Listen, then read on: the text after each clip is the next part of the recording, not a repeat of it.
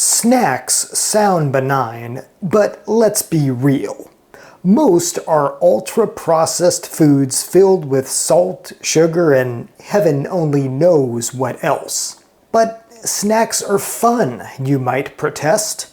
They're often bite-sized, crunchy, and flavorful.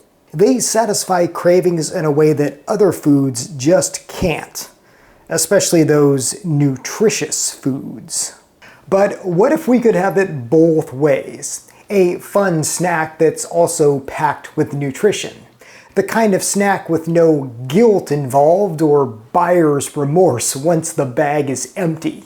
Well, that's exactly what you'll get with my air fryer edamame. These bite-sized little spheres are packed with nutrition and flavor, and the only thing you might regret is not making more of them.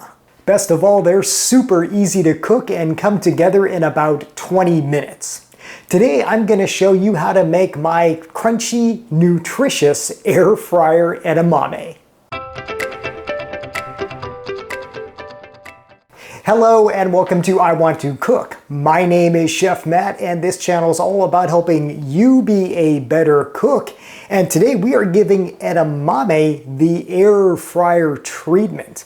Yes, we are turning those little pods from, well, kind of mushy to marvelous and rather ordinary to extraordinary, all thanks to one of these machines.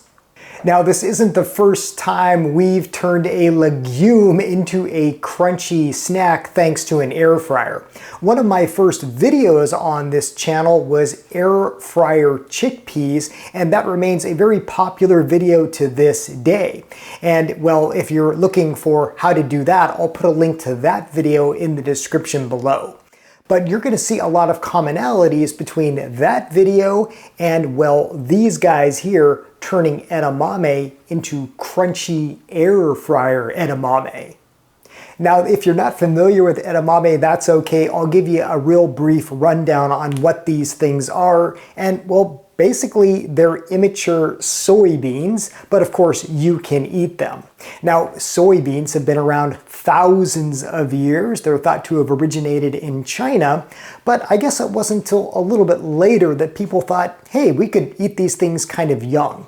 It was in about 1275 AD that is the first mention of edamame, and well, people have been snacking on these things ever since.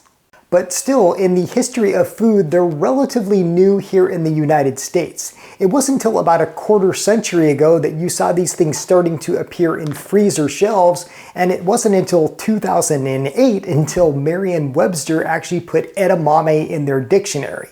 Go figure. Nowadays, though, these are very easy to find in the freezer section of just about any mainstream grocer. And of course, they're also available at Asian markets where you might find them fresh, but they spoil quite quickly. So it's really best just to buy them frozen. You can keep them in your freezer, well, until you are ready to use them. Now, if you've ever eaten edamame, it's probably been in the shell. Maybe you've had them at an Asian restaurant or a gastropub. They're quite popular. And there they are served in the pod, usually after they've been steamed or boiled. They'll often have salt on them and maybe be served with a dipping sauce. And they're fun to eat. You know, you grab the pod and you kind of pull it through your teeth, but you know, that does take some work. For a guy who likes to devour snacks like me, especially healthy ones, well, that's a little too much work. So for this recipe, we are just going to use the shelled edamame, and that's what you're going to want to look for when you're buying these things in the frozen section. Just look for shelled edamame because the legumes have been taken out of the pod and they are ready to be cooked just like that.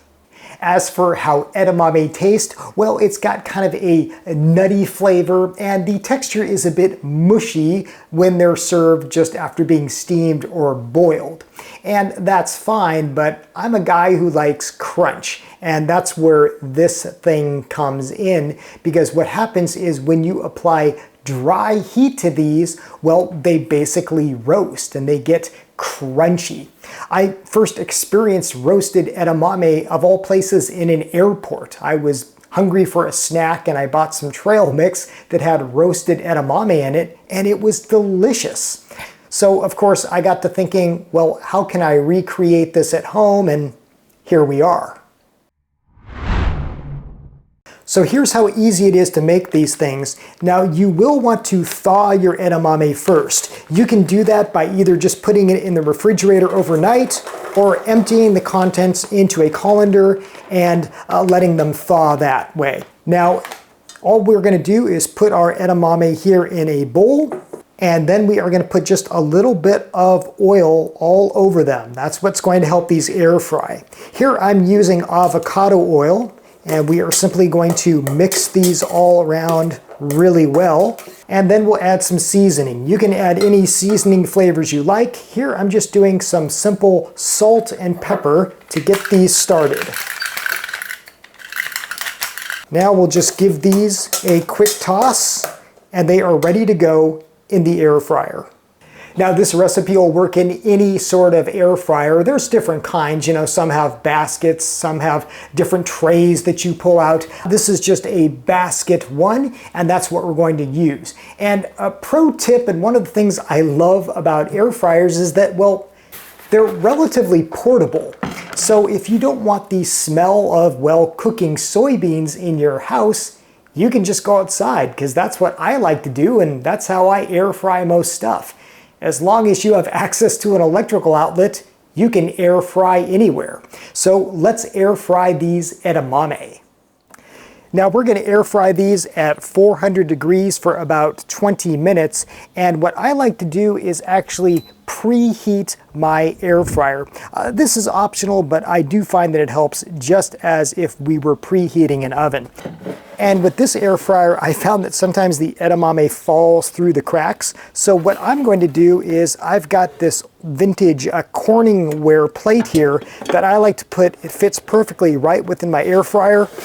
We're going to let that preheat, then we'll just put the edamame in that and air fry. Okay, we're ready to go here, and I should mention, if you don't have a plate and you still want to make sure no soybeans or edamame get through the bottom, you could also cover yours with foil. So what we're going to do is we are just going to put these in a layer. We don't want to overcrowd them, so we're going to use about this much here. We're just going to make sure they're in a relatively kind of flat, not too crowded conglomeration here. Now we are going to simply air fry. Now this takes about 20 minutes in this air fryer. All of them are different, so be sure to, check them every several minutes and toss them about. But this is now how we are air frying these edamame.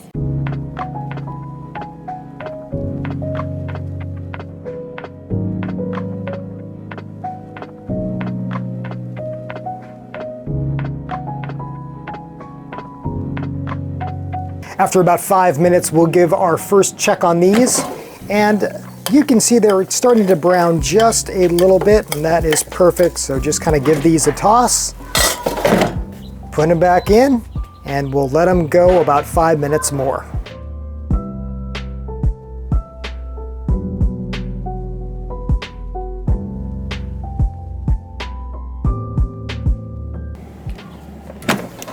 Okay, we're at about the halfway mark, and you can see these are coming along really nicely. Some of them are starting to get even more brown, and you see how they're kind of shriveling here? That's exactly what you want. So we're going to give these another good mix, pop them back in. We're going to let these go for another 5 minutes, and then we get to what I call the tipping point at about the 15-minute mark. I'll show you what they look like at that point.